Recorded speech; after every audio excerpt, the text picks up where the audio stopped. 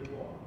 Or somebody else. Oh, you're going to get 2 footballs. Sign my form here. Now you have to present to the backers. And what's wrong with that? All you have to do is to get for the regional list, 175 backers. For a party, any party can go and get that. PPP can pick that up in 1 day. 1 day we can go to any region of this country and get a list of 175 backers for the regional form. Or any party can do that. That's not a large number of people. If you claim you're going to win the national elections, how come you can't get 175 names to sign to your form 1 whole month ahead of nomination day? 30 days you have to do that. If you get 5 persons signing per day, you could probably get it done, right? No, maybe a little bit more. My maths is like that, 6. My maths is like up new maths there just now. So that's it. This is the same thing. Gripe about everything. Gripe about everything. Look at the AFC and the fraud that they were trying to commit in the local government election. And you know they went to the elections with people being unable to remove their names because the timeline was so short that even when we reported it to the police, you couldn't do anything much because the list would have been disqualified. And GCOM didn't want to do that. So you have a 3 days window to find all of those names. And what they're counting on is that people will not know. So GCOM don't publish the list of backers. So if they pick up anybody from the street and get them to sign on, for something, like they're offering them something, the people don't know that they're sign a backers form. They will never find that out because it's not published. So this is an attempt to really make the process more transparent. And they're already paying money to people. I know some political parties just doing this. It's down. My second question, I've been trying to find out from the police, but are you aware if there's any new information or headway in the Fagundes case? I don't know. I saw Critic made the headline yesterday on that case there. So I don't know. I don't follow up with the police investigation, but I hope we find out the truth. The president spoke of this some time ago, and he said that I think some new information had come to light, and I expect that they would do a professional job and explore this thoroughly, and at the appropriate time finalize the investigation. I don't follow up on that matter. Bharrat Jagdeo, Mikhail Rodriguez for Daybreak News.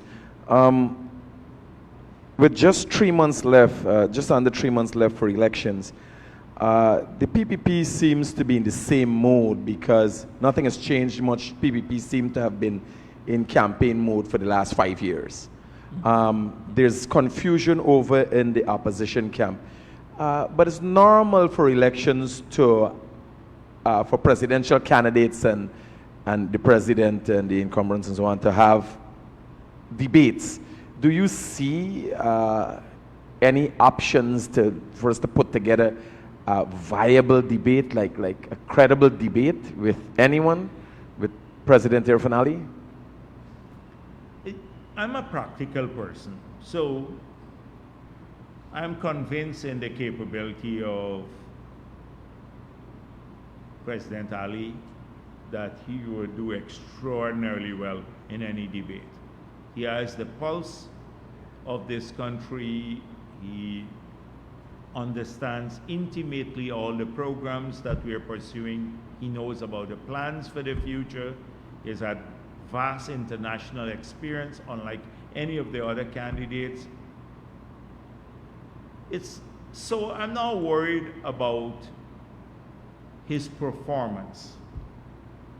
But if I were, as I said the last time, I were to advise him whether to participate or not, I would say no.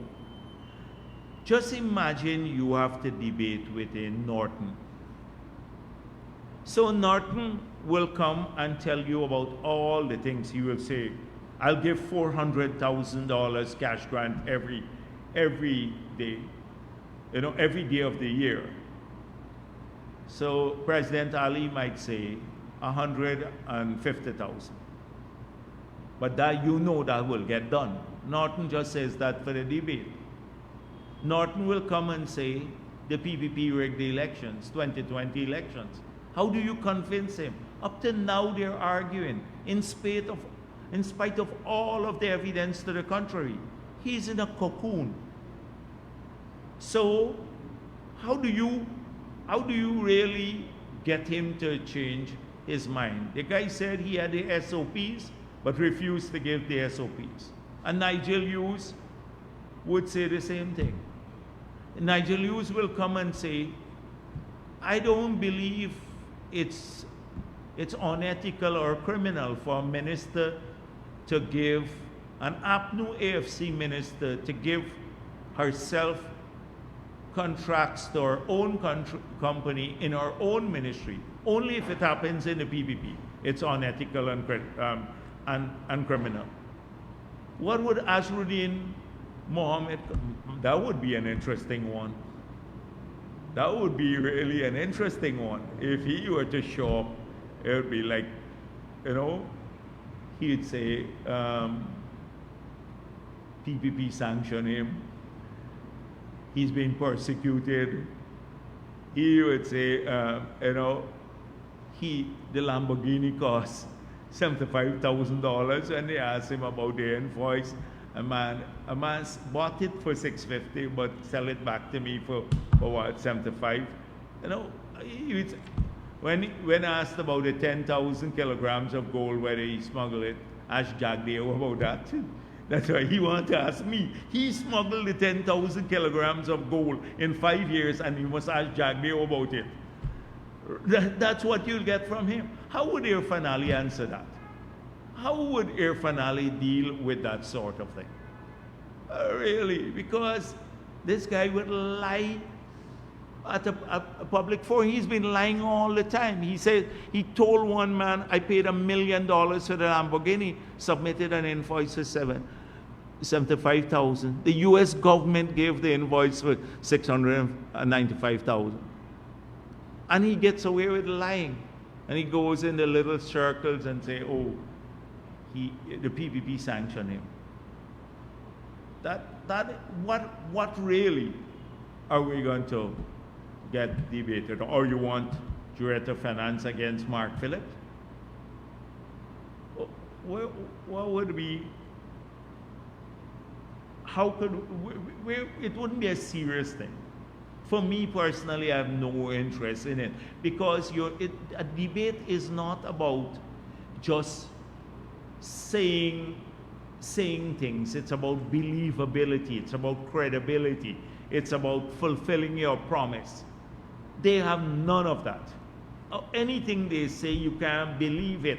They said it. It came from a more credible man than Norton, Granger. Granger is seen as credible, ex-army man, etc. And he didn't do it because it's a structure of the party.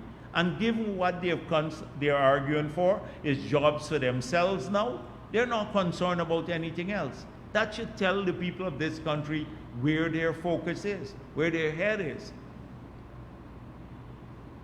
So when Norton says you can't eat infrastructure, so stop building roads or power plants or anything else, what are you going to say to them? Nigel Hughes will come and tell you he wants to renegotiate the Exxon deal now, but he's still on Exxon payroll.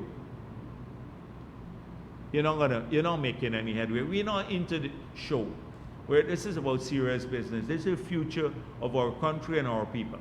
It's about making sure they get higher paying jobs, they take care of their safety, healthcare, education opportunities, that all of our young people can map up a pathway to prosperity. That's it.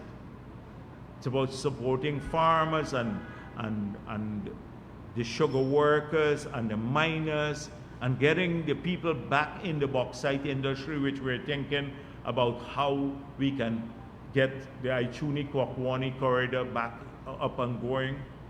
We've had some discussions recently about that. That's what we're about. Okay? Thank you.